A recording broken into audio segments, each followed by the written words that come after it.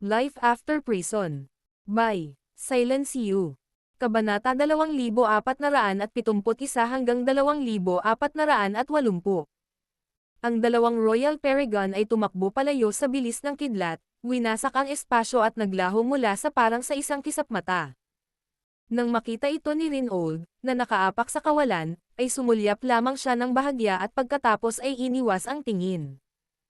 Tiningnan niya si Jason na hindi kalayuan na may malamig na mukha at paghamak, at mahinahong sinabi. Kung magpapakamatay kayo, iiwanan ko ng buo ang katawan niyo. Ang tapang niya na balak patayin ang mga disipulo ng kanyang Sacred Land, lalo na si Severin, na nakita ng mga matataas na opisyal ng Grandi Uno Sacred Land matapos makamit ang immortalidad.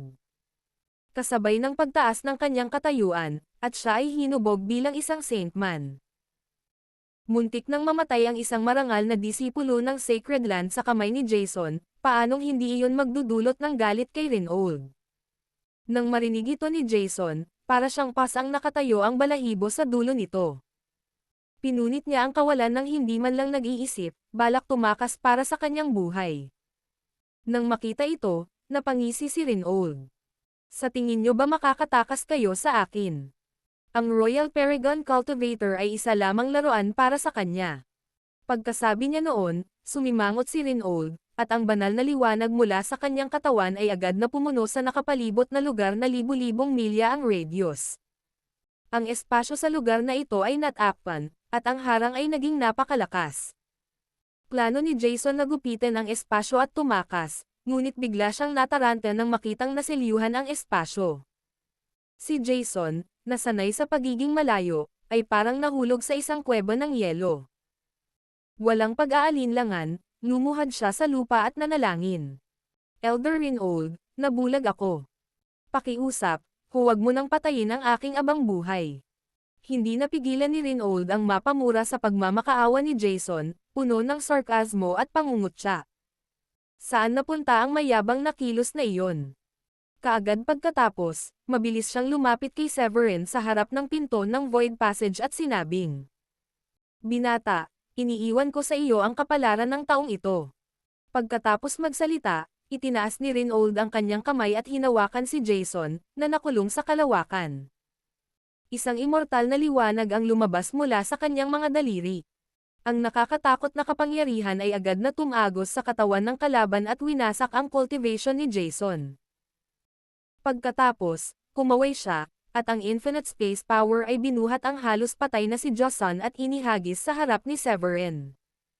Dahil nasira ang kanyang cultivation level at malubhang nasugatan ang kanyang katawan, namutla ang mukha ni Jason at nakahiga siya sa lupa na parang patay na aso. Nagpumiglas siya, tumangala kay Severin, at itinaas ang kanyang ulo upang magmakaawa.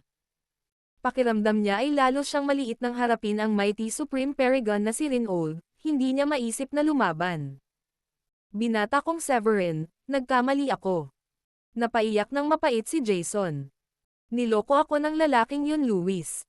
Habang nakatingin kay Jason na nagmamakaawa sa takot, kalmado lang si Severin at malamig na sinabi.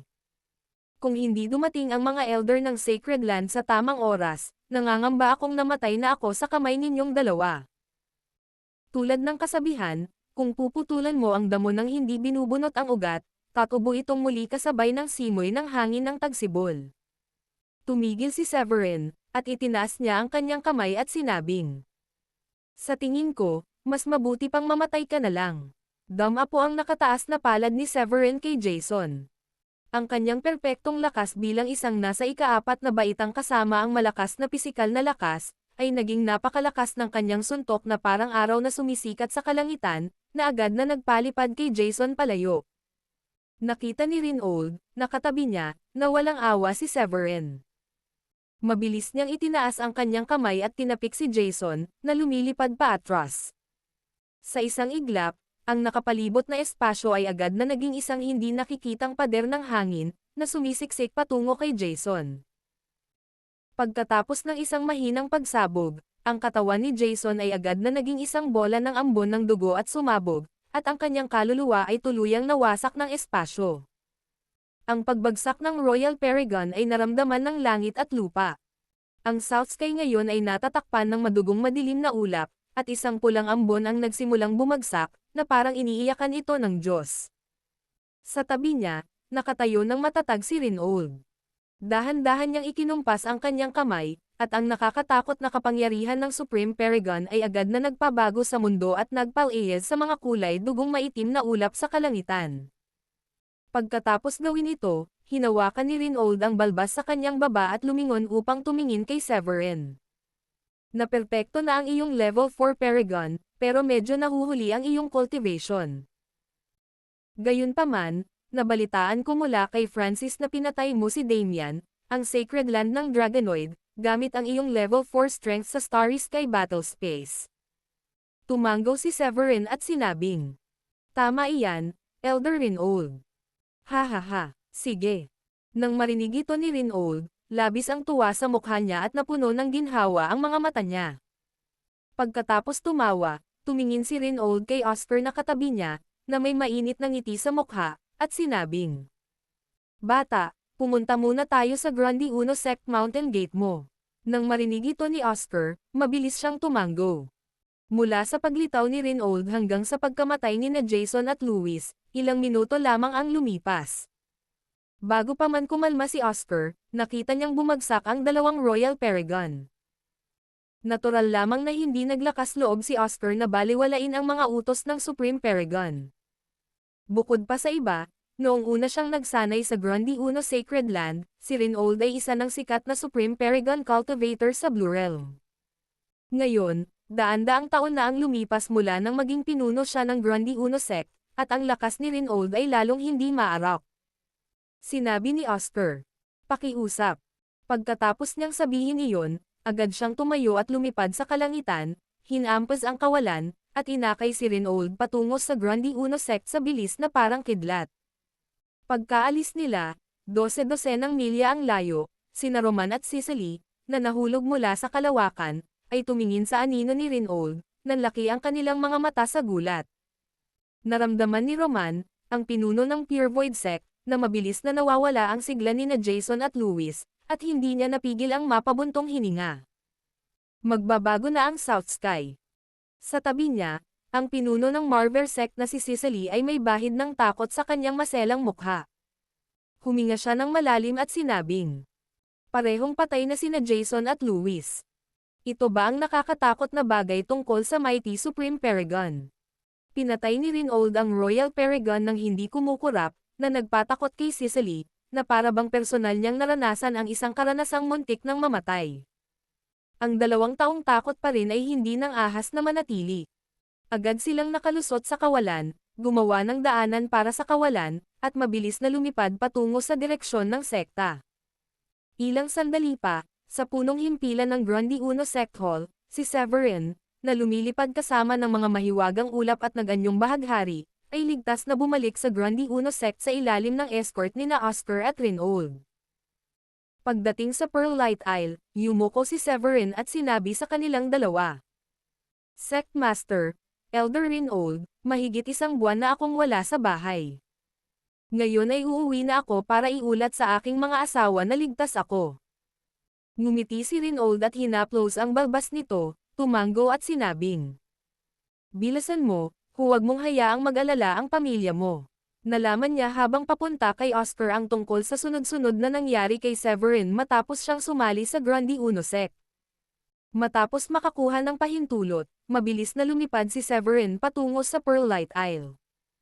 Labis na namangha si Severin nang makita niya ang Pearl Light Isle.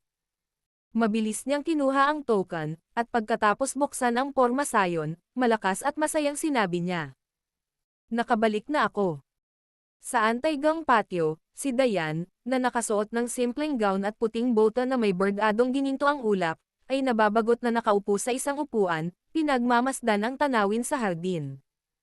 Sa tabi niya, si Sheila ay nakasuot ng bestida na may puting narcissus.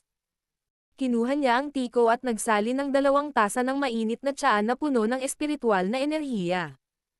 Matapos iabot ni Sheila ang isa sa mga tasa kay Diane, hinawakan niya ang kanyang baba gamit ang kanyang palad at prangkang sinabi, "Diane, nitong mga nakaraang buwan simula nang umalis ang asawa mo, umakto kang parang sinapian ka. Tiningnan siya ni Sheila nang may mapang asar ng ngiti. Agad na iniwas ni Dayan ang kanyang mga mata at galit na sinabi. Nag-aalala ako sa kaligtasan ng asawa ko. Isang buwan na ang nakalipas, at hindi ko alam kung kumusta na si Severin.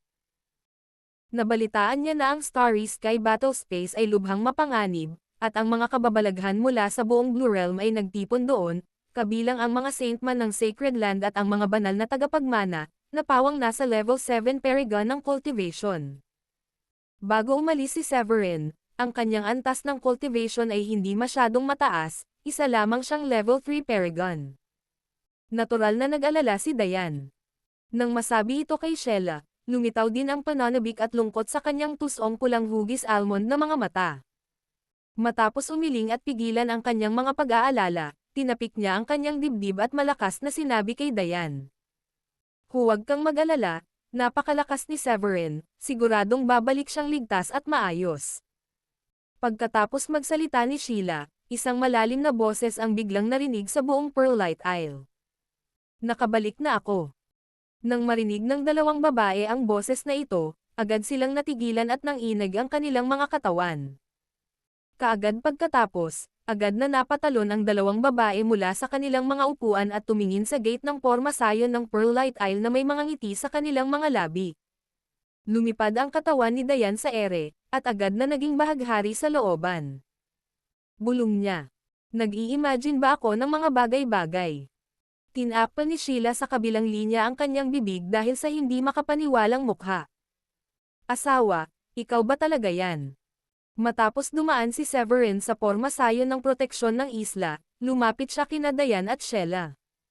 Nang makita silang dalawa na umiiyak sa tuwa, ngumiti si Severin at sinabing, Aba, isang buwan pa lang ang nakalipas, nakalimutan mo na ba ang hitsura ng asawa mo? Nang marinig muli ni Dayan at Sheila ang boses ni Severin, saka lamang natiyak na hindi sila naghahalo-halo, kundi talagang ligtas na nakabalik si Severin. Habang papalapit si Severin, hindi napigilan ni Dayan ang mga mata na mamula, at tumulo ang mga luha.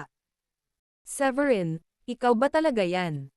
Pagkatapos sabihin iyon, mabilis na tumakbo ang dalawa patungo kay Severin. Nang makita ang dalawang babaeng umiiyak sa tuwa, ibinuka ni Severin ang kanyang mga braso at niyakap ng mahigpit ang dalawang babae.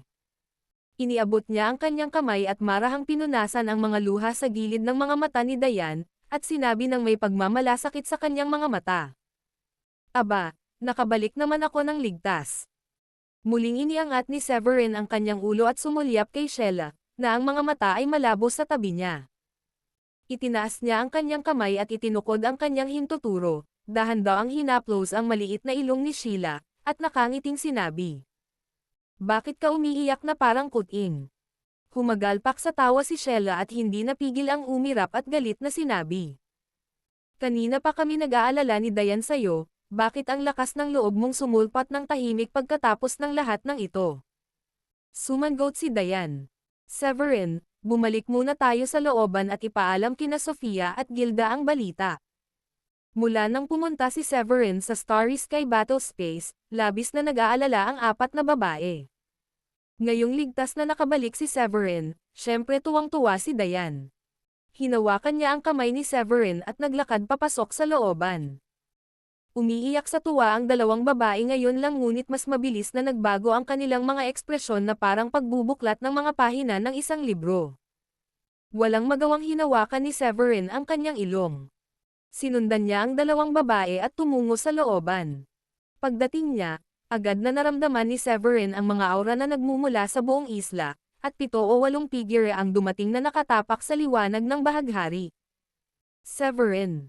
Dalawang malinaw na boses ng babae ang sabay na nagsalita, umalangaw sa tainga ni Severin. Nakita niya ang mga figure ni Gilda at Sofia na lumilitaw sa kalangitan.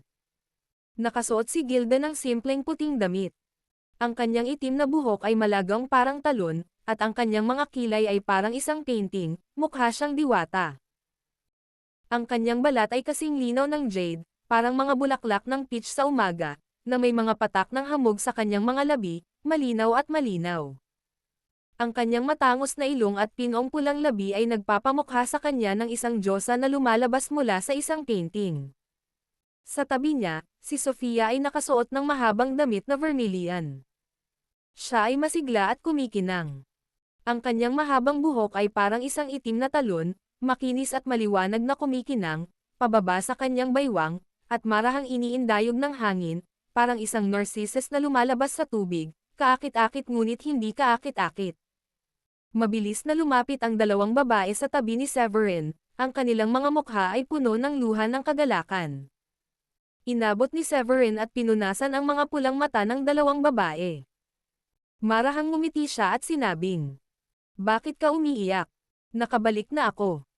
Matapos dalhin ang mga batang babae sa patio, napagtanto niya na malaki na ang ipinagbago ng 4 na batang babae. Ang mga unang dumanas ng matinding paghihirap ay sina Dayan at Gilda. Naalala niya na noong umalis siya, si Dayan ay nasa level 5 Supreme Saint pa lamang, at ngayon ay nakarating na siya sa level 7 Supreme Saint. Ang antas ng cultivation ng magkapatid na sina Sheila at Sofia ay bumuti rin mula sa level 4 Supreme Saint patungo sa kasalukuyang level 6 Supreme Saint. Ang ganitong uri ng lakas ay maaaring hindi gaanong mahalaga sa sacred land ng Middlebridge, ngunit ito ay itinuturing ng kapuri-puri sa Grandi Uno sect. Kinagat niya ang mga labi at ngumiti. "Mukhang maayos naman ang pagsasanay mo noong wala ako." Pinunasan ni Gilda ang kanyang mga luha, sumimangot, at tumanggo. Siyempre naman. Siya nga pala, nasaan si Celine? Noon lang napagtanto ni Severin na matagal na pala niyang hindi nakikita ang anak niyang si Celine, kaya nagtanong siya. Nag-iisa si Celine ilang araw na ang nakalipas. Nang pinag-uusapan ang kanyang anak, mukhang malambing si Dayan, at malumanay niyang sinabi. "Mas talento pa si Celine kaysa sa iyo, at naghahanda na siya ngayon para maabot ang level 5 Supreme Saint." Maging si Severin ay medyo nagulat nang malaman na si Celine ay nagsimula nang umabot sa level 5 Supreme Saint sa loob lamang ng 1 buwan. Gusto rin niyang ipaalala sa kanyang anak na maaaring magkaroon ito ng hindi matatag na pundasyon kung mamadaliin niya ang kanyang pag-unlad. Sa sandaling ito, nakarinig siya ng pagsabog ng tawanan. "Ha ha ha. Severin, nakabalik ka na. Hindi mo man lang ako binati pagbalik mo." Ang nakakuha ng atensyon ni Severin ay si Woolrich at ilang Great Aider. Tuwang-tuwa ang 6 na tao na tumakbo kay Severin. Doon lamang natuklasan ni Severin na kumpara noong umalis siya, ang antas ng paglilinang ng mga Great Elder ay bumuti na. Nang umalis siya, ang Great Elder at si Woolrich, na siyang pinakamakapangyarihan sa paglilinang, ay isa lamang level 4 Supreme Saint. Ngayon ay nasa level 6 Supreme Saint na sila. Sa 1 buwan, sunod-sunod nilang nalampasan ang 2 maliliit na kaharian. Batay sa obserbasyon ni Severin, natuklasan niya na ang mga aura ng ilang tao ay walang ipinakitang palatandaan ng mababaw na pundasyon. Kahit ang 4th Elder at 5th Elder na may medyo mababang kwalifikasyon ay nakarating na ngayon sa level 5 Supreme Saint. Ang ganitong uri ng paglilinang ay higit na nalampasan ang mga piling disipulo ng panloob na sekta ng Grandi Uno sect, at maihahambing sa mga pangunahing tunay na disipulo ng 9 na tuktok at mga elder ng bawat tuktok. Malinaw na pagkatapos niyang umalis, ang mga naiwan na 6th grade pills at mga 7th grade pills ay nagpabuti ng malaki sa Great Elder at iba pa sa kanilang paglilinang. Pagkababa ni Severin, ngumiti siya at binati ang lahat. "Mga elder, matagal na tayong hindi nagkikita." Hinaplos ni Woolrich ang balbas sa kanyang baba ng may ngiti, at siya ang unang nagsalita. "Iniisip ko kung kailan ka babalik, dahil sa takot na baka may mangyari sa iyo sa Starry Sky Battle Space, pero ngayon mukhang hindi na kailangan ang mga alalahanin namin." Pagkatapos ng isang pagsabog ng tawanan, lumapit ang matandang lalaki at maingat na tiningnan si Severin. Gulat na sabi ng matandang lalaki. "Severin, pumunta ka sa Starry Sky Battle Space, bakit ko naramdamang tumaas na naman ang cultivation level mo?" Naalala niya na noong umalis si Severin, hindi niya ito binigyan ng ganoong pakiramdam ng pang-aapi. 1 buwan pa lang ang nakalipas, at pakiramdam ng matandang lalaki ay tuluyan na siyang nagbago. Ngumiti si Severin at sinabing, "Maswerte ako at nagkaroon ako ng tagumpay sa loob." Nang marinig ito ng lahat, sandaling nabulunan silang lahat. Mabuti na lang at nalampasan na ni Severin ang level 3 Paragon nang umalis siya, ibig sabihin ay nasa level 4 Paragon na siya ngayon. Sinasabing habang naaabot ng mas mataas na antas ang Advanced Realm, mas mahirap mapabuti ang cultivation, hindi ba? Gayunpaman, hindi na bago sa Great Elder at sa iba pa na may nakakatakot na kakayahan si Severin. Nang malaman niyang muling nalampasan ang cultivation level ni Severin, sinabi niya nang may mapait na ngiti. Pareho kayong halimaw ni Celine. Noong nasa Sky Blue Sect kayo, nakakalusot kayo kada 3 hanggang 5 araw, at ganoon din si Celine ngayon. Nang makita ang galit na ekspresyon ng matandang lalaki, biglang natigilan si Severin. Ngumiti siya at walang sinabi. Tumayo si Wulrich at pinutol ang pagsasalita ng matandang lalaki. Sige, sige, ligtas na nakabalik si Severin ngayon. Masayang araw ito. Sa tingin ko dapat pa rin nating ipagdiwang si Severin. Sa totoo lang, noong wala si Severin, labis na nag-aalala si Wulrich at ang iba pa. Nabalitaan niya ang tungkol sa mga panganib ng Starry Sky Battle Space, at maging ang mga Saintman ng Sacred Land ay namatay na noon.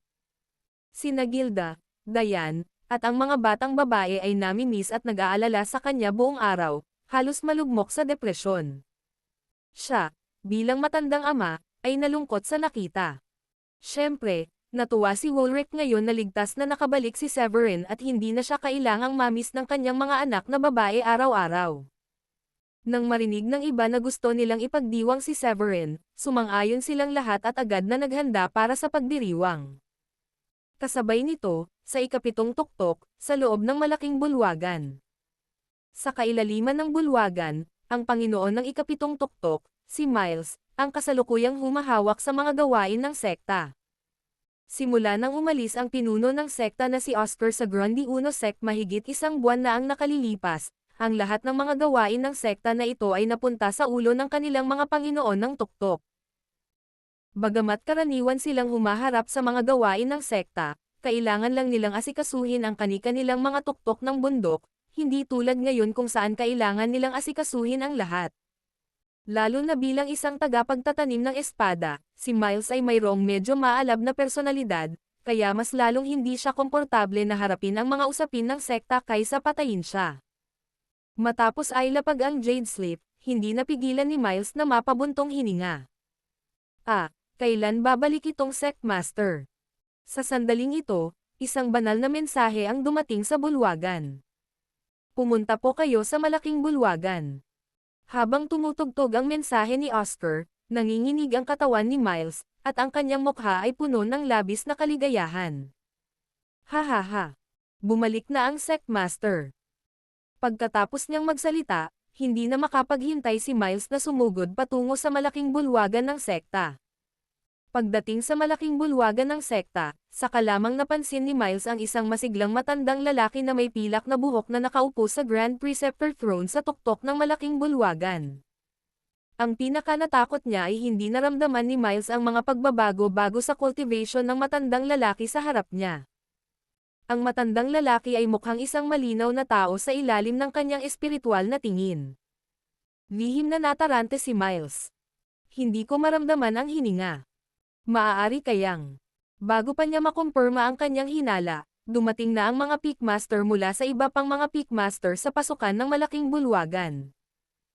Sina Daniela, Rowan, at iba pang 8 Peakmaster ay may parehong reaksyon kay Miles nang pumasok sila sa bulwagan.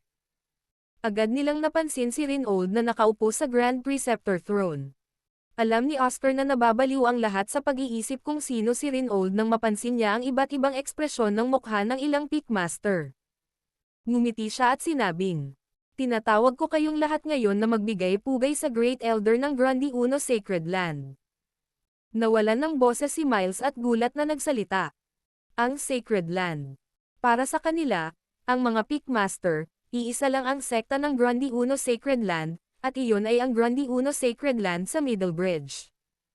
Ito ay isang lugar na pinapangarap mapuntahan ng lahat ng Peakmaster na tulad nila. Hindi pinansin ni Oscar si Miles at nagpatuloy. Ang Great Elder ng Sacred Land ay mananatili sa Grundy Uno Sect ng ilang araw, at sasamahan si Severin sa Sacred Land ng Middlebridge sa lalong madaling panahon. Kung mayroon kayong anumang mga katanungan tungkol sa paglilinang, maaari kayong kumonsulta sa Great Elder. Bago pa man maintindihan ni na Miles at ng iba pa ang pagkakakilanlan ni Reynold, narinig nilang muling nagsalita si Oscar.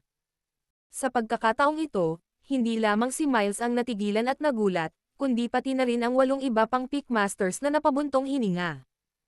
Partikular na ang pag-escort kay Severin sa Sacred Land ng Middlebridge.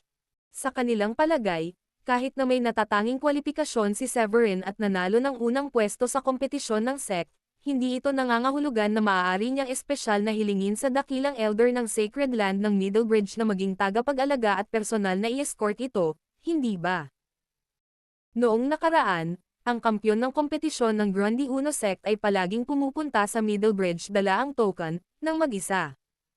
Habang naguguluhan ang lahat, mabilis na naisip ni Miles ang Starry Sky Battle Space. Bigla siyang natauhan at nagtanong. Masasabi bang nakuha ni Severin ang? Si Reynold, na nakaupo sa upuan ng Grandmaster, ay nagulat sa mabilis na pag-react ni Miles. Hindi niya inaasahan na ang isang cultivator na nasa level 9 Paragon ay kayang hulaan ang sitwasyon ng ganito kahusay. Gayunpaman, wala siyang itinatago. Dahil kilalang kilala sa buong Blue Realm na nakakuha si Severin ng pagkakataong umakyat sa immortalidad, natakot siya na hindi magtatagal at makakarating ang balita sa South Sky. Hindi pa kasama rito, nakita ito mismo ni na Carl at ng iba pa. Bukod pa rito, ang Grundy Uno Sect ay isa ring nasasakupang puwersa ng kanyang Sacred Land. Mas komportable si Reynold sa mga Pickmaster tulad ni Miles kaysa sa mga tagalabas. May ngiti sa kanyang mga labi, tumanggo siya at sinabing, "Oo, si Severin ay nagkaroon ng immortal fate sa Starry Sky Battle Space. Ipinadala ako ng Supreme Lord upang samahan si Severin ng personal sa Sacred Land upang maiwasan ang pagharang sa kanya ng ibang Sacred Land habang papunta siya." Matapos marinig ang balita mula kay Reynold, huminga ng malalim ang lahat ng 9 na Pickmaster. Lalo na si Miles, ang mga pupil sa kanyang mga mata ay biglang nanliit at siya ay natigilan. Kung may magsasabi sa kanya na nakamit ni Severin ang immortalidad, tiyak na pag-iinsultuhan niya ito. Gayunpaman, ang mga taong nagsabi nito ay sina Reynold at Oscar. Paano ito magiging mali? Nang makabawi mula sa pagkabigla, agad na binati ni Miles sina Oscar at Reynold. "Binabati kita, Sugo. Binabati kita, Supreme Lord. Ito ang immortal fate. Hindi kalabisan sabihin na halos tiyak na aakyat si Severin sa immortalidad sa hinaharap." Hindi nakakapagtaka na ang Middlebridge Grundy Uno Sacred Land ay naging napakaseryoso at hinayaan ang makapangyarihang Great Elder na protektahan siya sa lahat ng paraan. Namula rin ang mga mukha ng iba pang mga Pickmaster sa sandaling ito, ang kanilang mga mukha ay puno ng pananabik. Bagamat tila wala itong kinalaman sa kanila kahit na makamit ni Severin ang immortalidad, magkakaroon pa rin sila ng merito ng kaliwanagan, at maaari silang makakuha ng ilang gantimpala. Bukod pa rito, si Reynold ay ang iginagalang na makapangyarihang Supreme Paragon, at maaaring mabigyan niya sila ng ilang payo kung paano makarating sa mga Royal Paragon. Bukod pa rito, kahit gaano pa kataas ang maaaring makamit ni Severin sa hinaharap, bilang mga dating Pickmaster, mayroon pa rin silang bakas ng pagmamahal para sa kanya. Ito ay isang sapat na pagmamalaki kahit na ito ay isang bakas lamang ng pagmamahal. Kung si Severin ay magiging isang tunay na immortal sa hinaharap, ang isang bagay na ito ay sapat na upang mainggit ang lahat sa kanilang paligid. Kinabukasan, ang gininto ang sikat ng araw, kasama ang mga piraso ng kinang, ay sumikat sa mga ulap at bumagsak sa lupa. Ang makulay na liwanag ng umaga sa sariwang hangin, ay nagbabadya ng pagdating ng isang bagong araw. Sa Pearl Light Isle, nagunat si Severin at lumabas ng silid na may preskong mukha. Kahapon, pagkatapos bumalik sa Pearl Light Isle, naabutan niya ang ilan sa kanyang mga ginang at napagtanto niyang hindi niya sila kailanman nami-miss ng ganito. Nakatulog siya sa kanilang mainit na yakap. Lumabas siya ng silid at pumunta sa balon sa bakuran upang kumuha ng isang balde ng tubig. Pagkatapos maghugas ng mukha, malapit na siyang magpahinga sa bakuran nang magsimulang manginig ang palawit na pangkomunikasyon sa kanyang katawan. Naramdaman ng kamalayan ni Severin ang isang mensahe mula sa pinuno ng sekta na si Oscar na nagpapatawag sa kanya sa malaking bulwagan ng sekta. Nang makita ito, sumulyap ang kamalayan ni Severin sa 4 na batang babae na natutulog pa rin sa silid. Umiling siya, tumalon sa hangin, naging bahaghari at sumakay sa hangin. Maya-maya pa, si Severin, na sumakay sa hangin, ay dumiretso sa malaking bulwagan. Pagpasok niya sa malaking bulwagan, nakita niya sina Oscar at Rinold na nakaupo sa trono sa itaas, nakatingin sa kanya ng may mainit na ekspresyon at ginhawa. May hula na si Severin na marahil ito ay dahil sa Great Elder Rinold. Bilang Great Elder na taga Middlebridge Grundy I Sacred Land, naglakbay si Rinold patungong South Sky upang protektahan siya. Tiyak na hindi ka panipaniwala na sabihin man lang ito sa mga tao. Noong nakaraan, ang mga kababalaghan ng Grundy I sect ay hindi pa nakakadalaw sa Middlebridge. Gayunpaman, wala pang disipulong katulad ni Severin na makakaakit ng ganitong atensyon mula sa Sacred Land. Naisip ni Severin na hinahanap siya ng pinuno ng sect na si Oscar, at tiyak na gusto niyang sundan siya ni Rinold sa Grundy I Sacred Land sa Middlebridge.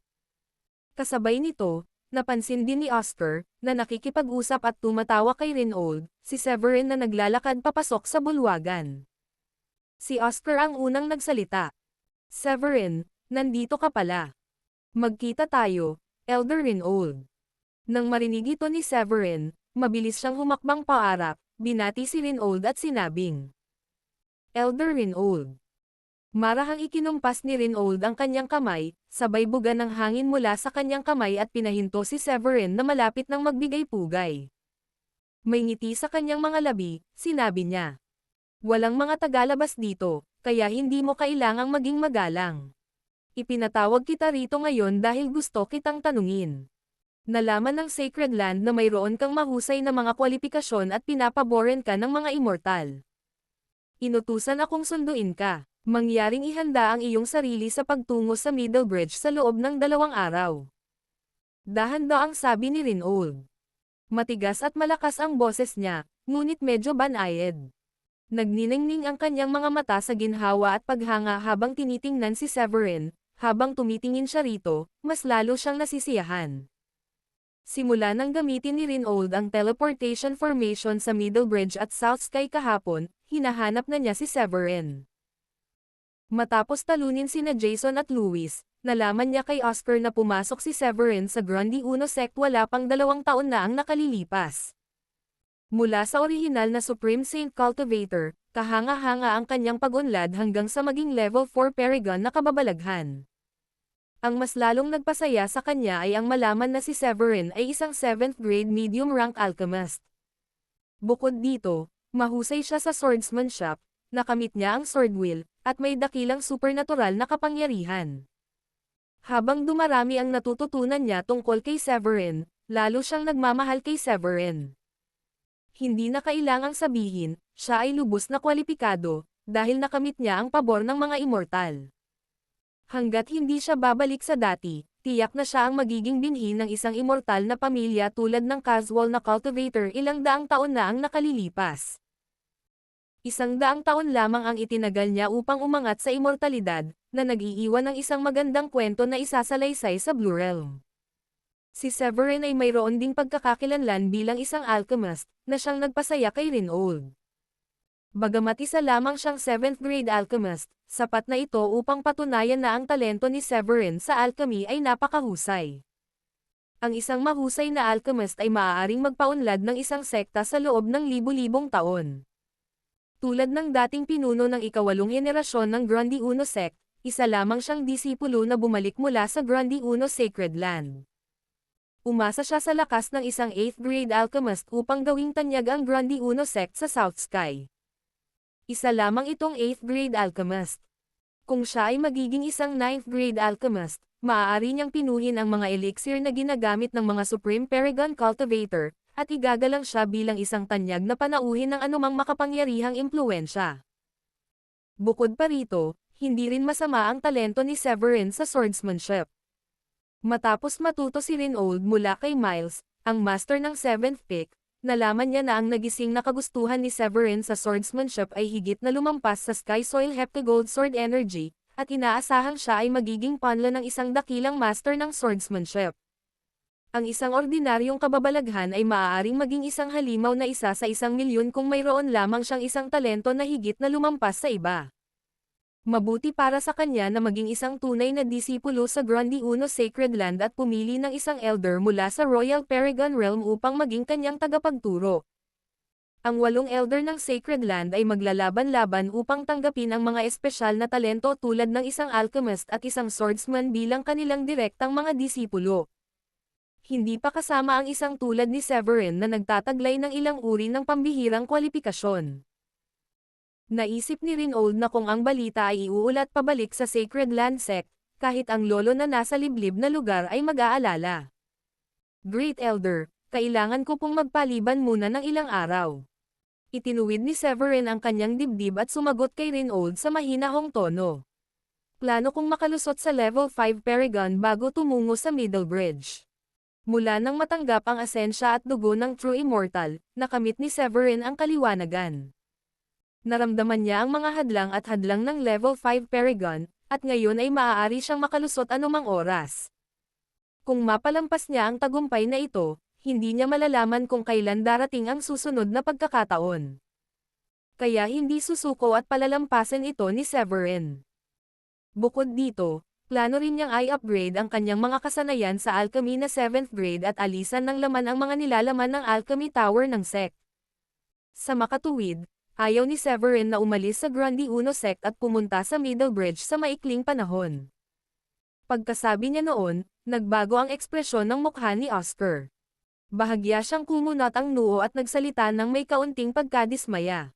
Severin, anong pinagsasabi mo? Hindi pa huli ang lahat para makalusot pagkatapos mong pumunta sa Middle Bridge, paano mo nagagawang paghintayin si Elder Rinold? Humingi ka ng tawad kay Elder Rinold agad. Pagkatapos sabihin iyon, tiningnan ni Oscar si Severin na may ekspresyon ng mukha na hindi sumasang-ayon. Nakakahiya, gusto mo pa palang maghintay sa iyo ang Mighty Supreme Paragon. Hindi pa kasama kung kailan makakalusot si Severin, ang paghihintay sa Mighty Supreme Paragon ay isang kawalang galang. Walang alinlang ang makakasira ito sa impresyon ni Rinold kay Severin. Natural lang na ayaw ni Oscar na mag-iwan ng masamang impresyon si Severin kay Rinold dahil lang sa mga sinabi nito, kaya pinagalitan niya ito. Gayunpaman, hindi niya alam na may gusto pala si Rinold kay Severin. Matapos malaman na makakalusot si Severin sa Level 5 Paragon bago tumungo sa Middle Bridge, hindi siya nagalit, ngunit ngumiti ng may kasiyahan. Oscar, hindi mo kailangang magalit, ang kailangan ko lang gawin ay maghintay kay Severin ng ilang araw. Wala akong ginagawa, kaya mananatili ako sa sekta mo ng mas matagal pa. Humarap si Rinold kay Oscar at ngumiti.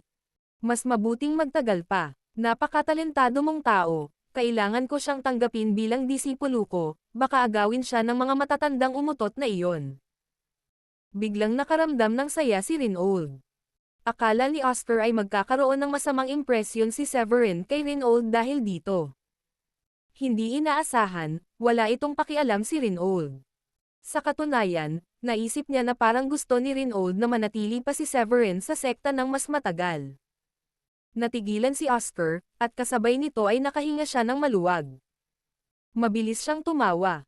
Dahil gusto mo ang buhay sa Grundy Uno Sect, huwag kayong mag-atubiling manatili pa at magbigay ng mga lektura at payo sa mga Pickmaster sa aking sekta. Nang marinig ito, tumanggo si Rinold at humajijek. Oo naman, syempre. Gayunpaman, ang Grundy Uno Sect ay maituturing na isang puwersa ng ating Grundy Uno Sacred Land. Simula nang umalis si Grant mula sa 9th lineage sa Sacred Land, libu-libong taon na ang nakalilipas at pumunta sa South Sky upang itatag ang Grundy Uno Sect. Ang dalawang lugar ay patuloy na nag-uugnayan sa loob ng libu-libong taon. Sa wakas ay nakarating na ako sa South Sky, kinailangan kong magbigay ng gabay sa aking mga disipulo. Nang marinig ito, labis na natuwa si Oscar. Bagamat ang Grundy Uno Sect ay isang nasasakupang puwersa ng Grundy Uno Sacred Land, ang South Sky ay matatagpuan sa isang liblib na lugar, at kakaunti ang mga eksperto mula sa Sacred Land na pumupunta rito. Kahit na noong itinatag ang sekta 10,000 taon na ang nakalilipas, marami sa kanila ay mula sa 9th lineage. Pagkatapos noon, Bagamat ang mga mahiwagang disipulo sa sekta ay kwalipikado na pumasok sa Sacred Land upang magsanay, maliban sa mga may natatanging kwalipikasyon, ang natitira ay bumalik sa South Sky at naging mga bagong sect master at elder matapos makalusot sa Royal Paragon. Total, ang South Sky ay nasa isang liblib at liblib na lugar, at ang konsentrasyon ng espiritual na enerhiya ay ganap na mas mababa kaysa sa Middle Bridge. Ang Sacred Land ay hindi masyadong interesado sa pag-unlad ng South Sky.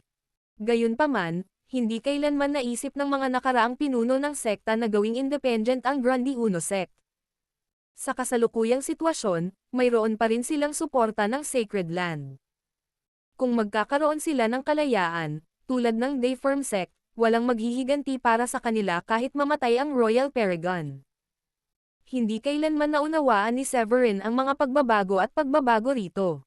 Matapos makitang pumayag si Rinold, nakaramdam siya ng ginhawa. Ideya ni Severin na pumunta sa Middle Bridge pagkatapos lamang makarating sa Level 5 Paragon. Pakiramdam niya ngayon ay makakarating siya sa loob lamang ng ilang araw. Kung mapalampas niya ang pagkakataong ito, kailangan niyang maghintay hanggang sa susunod na pagkakataon para sa tagumpay. Itinaas ni Severin ang kanyang mga kamay kay Rinold at nagpasalamat dito. Maraming salamat sa pagtanggap, Great Elder.